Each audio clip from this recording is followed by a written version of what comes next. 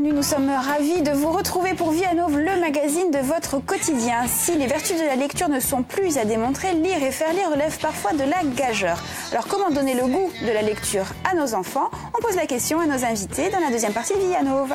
Et en troisième partie, une équipe dynamique, l'équipe dynamique du mercredi va décortiquer la littérature pour notre plus grand plaisir. Adaptation cinématographique, détournement en tout genre et perles rares. On verra ça en troisième partie de Vie à Nauve. Et comme chaque jour, vous pouvez réagir avec le hashtag et nous poser toutes vos questions. Nous y répondrons en direct. À notre table aujourd'hui, notre spécialiste éducation, Laurane Bassoul. Salut Laurane. Salut à tous. Hey. Hey. À vos côtés, Nathalie Carogne, passionnée de cuisine santé. Alors avec quelle recette allez-vous nous régaler aujourd'hui, Nathalie? On a hâte. Je vous ai fait la bûche de Noël. Mais... la patate douce. Voilà. Elle va vous faire du bien. Ah oui. Super. Ah oui. Allez, dans quelques instants, à peine avant On a hâte. Elle est ravie. Vous avez vu? Non, je suis curieuse. Avant ça, c'est l'heure de l'info méditerranéenne avec vous, Marie-Jo Harry-Guilandine. Salut Marie-Jo. Salut. Je vais vous parler d'un sujet en fait qui fait polémique très régulièrement. Ça remonte à la surface, c'est réenterré, ça remonte à la surface. C'est la liaison ferroviaire entre Lyon et Turin. Alors pourquoi je vous en parle? Parce qu'il y a eu un rassemblement il y a peu de temps. C'est Euronews qui nous explique que c'était le plus grand rassemblement de l'histoire de cette polémique, de ce mouvement. Il y a eu plusieurs dizaines de milliers de personnes qui ont manifesté à Turin. 70 000 d'ailleurs selon les organisateurs. Pour les Italiens, si vous voulez, c'est un gaspillage d'argent public. Ils pensent que, franchement, on devrait mettre tout cet argent plutôt dans les écoles ou alors dans les systèmes de santé, mais pas forcément dans cette liaison. C'est un projet qui est contesté depuis ses débuts, effectivement, et souvent par les défenseurs de l'environnement qui trouvent que, justement, le projet, enfin, l'élément central de ce projet, qui est un tunnel quand même de 57,5 km sous les Alpes italiennes et françaises, est un projet qui n'est pas bon pour l'environnement. Alors, étonnamment, le chantier est quand même extrêmement bien avancé à l'heure actuelle, donc c'était un peu bizarre aussi de refaire machine arrière maintenant. Et l'argument de la ministre française qui le soutient, donc Elisabeth Borne, c'est justement aussi l'argument écologique et environnemental.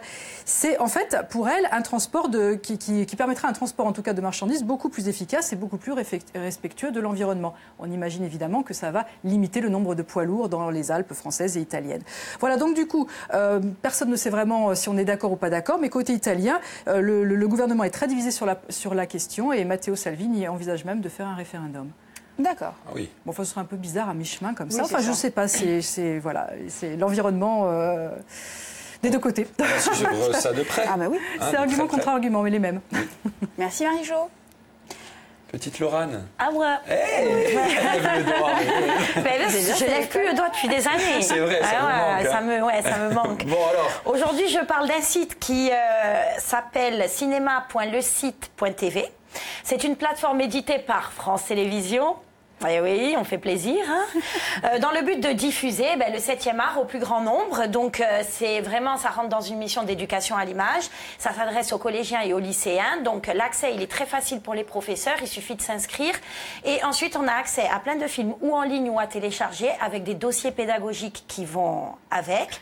Et donc, c'est autour de plein de thèmes. L'histoire et le cinéma, la comédie musicale, le comique et le gag, regard de femme, etc.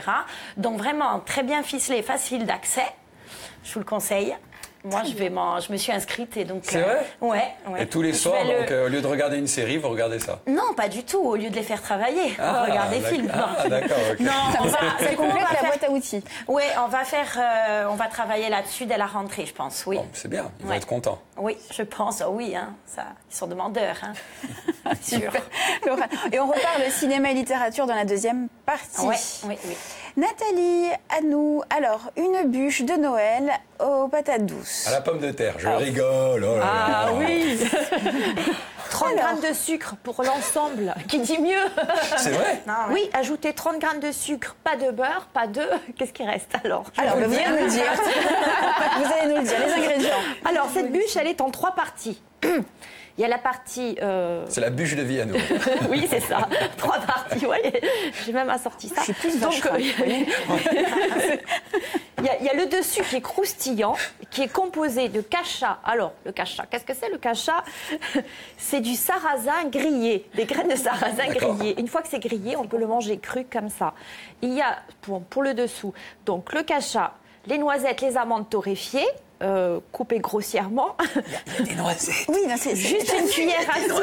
Oui, pensez à vous, Caroline. Oui, c'est gentil. Je fais que penser à vous. Une cuillère de rapadura, le sucre complet évidemment, un peu d'huile de coco et du beurre de cacao. De cacao. C'est du beurre de cacao, je vous l'ai porté parce que peut-être vous ne l'avez pas vu. Donc on fait fondre, il y a un peu de purée de noisettes aussi dedans. D'accord. Donc on fait fondre au bain-marie l'huile de coco avec le beurre de cacao et on mélange toute cette texture qu'on met sur le fond du moule déjà. Ça, c'est la première étape. Donc. Voilà, première étape. Entre-temps, vous avez quand même pelé la patate douce. Je vous fais un appel du pied. Hein. D'accord, de la main. Mais oui, ok. Je viens peler la patate douce. Et les patates douces, on les a coupées et on les a faites cuire à la vapeur. Voilà. C'est vrai que je suis un spécialiste du pelage. Il y a une astuce pour peler justement la patate douce ou pas du tout? Vous prenez votre petit économe. Voilà, votre petit économe. Et puis voilà. Hein. Non, c'est juste pour lui faire quelque chose. C'est ça. Alors vous avez vu la patate douce, ce qui est marrant, c'est que... Voilà, c'est plein d'antioxydants. Hein. Elle est on orange. préférera la orange que la blanche. D'accord. Le roi du pelage. Tu veux que je te file un billet pour utiliser la paluche ou comment ça se passe? Oui, volontiers. Ah bah écoutez, Il a dit laisser aller, c'est après. Ça m'a donné une bonne idée. La prochaine fois, je te demande le billet. Donc, ce qui est intéressant, la patate douce dans les gâteaux, c'est ce qui va amener le moelleux. C'est aussi le liant qui va remplacer les œufs.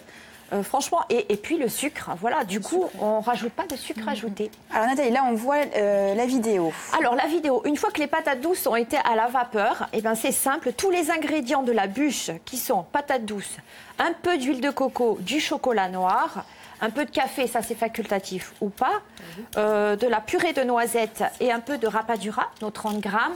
Vous mettez tout dans le robot et comme les patates douces sont chaudes, ça va fondre et ça vous fait cette texture que vous allez rajouter dans votre moule à cake qui a été chemisé sur le fond croustifondant. Donc là, après 8 heures au frigo, on le démoule.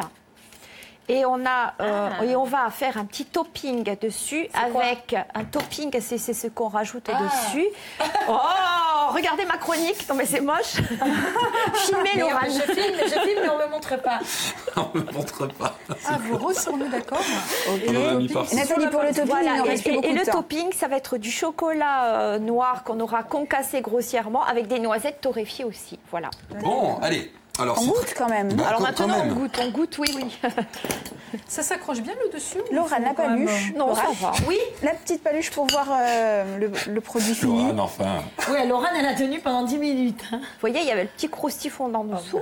Croustifondant, comme dirait Lignac. Ah voilà, très bien. Vous avez vu? Oh, c'est beau à l'intérieur. Hein. Et on sert ça frais, Je sers Nathalie. qui? Je sers qui? On sert ça frais. Presque mousse au chocolat. Et on sert ça frais. D'accord. Allez, on y va. Une petite minute pour Du coup, goûter. si pour on, dire- si on la conserve hors du réfrigérateur, par contre, elle va ramollir, non? Oh, pas tant que ça se tient bien. On ajoute Ça se une tient petite bien avec crème l'huile de anglaise ou pas coco. du tout, Nathalie? Oh, ça se suffit. Vous savez, après le repas de Noël, je pense que ça suffira. c'est vrai. Je suis gourmande. Mais si vous êtes très gourmande, pourquoi pas? Parce que moi, j'en ai pas eu. Hein, Oh, parce que moi, on m'oublie. Hein, voilà. Hop là. Oh là là. On va l'embaucher pour le Merci. service, non? Oui, non. Oui. Oui. Vous voulez goûter? Allez-y. C'est allez-y. obligé. C'est pour vous. Voilà. Ah, vraiment? Écoutez, ça a l'air très très bon. Délicieux. Alors, verdict? Délicieux. Excellent, c'est vrai? Oui, j'y vais. Allez. Non, c'est bon, mais c'est bon. Ah, c'est bon. Ah ouais. C'est bon. Oh, si Caroline aime, alors Écoutez, là, si Caroline aime, c'est que vous avez réussi ce votre pari. soir, je brûle une Merci bougie. beaucoup. On se rejoint dans un instant pour la deuxième partie de Vianova. À tout de suite. Vraiment. Attention.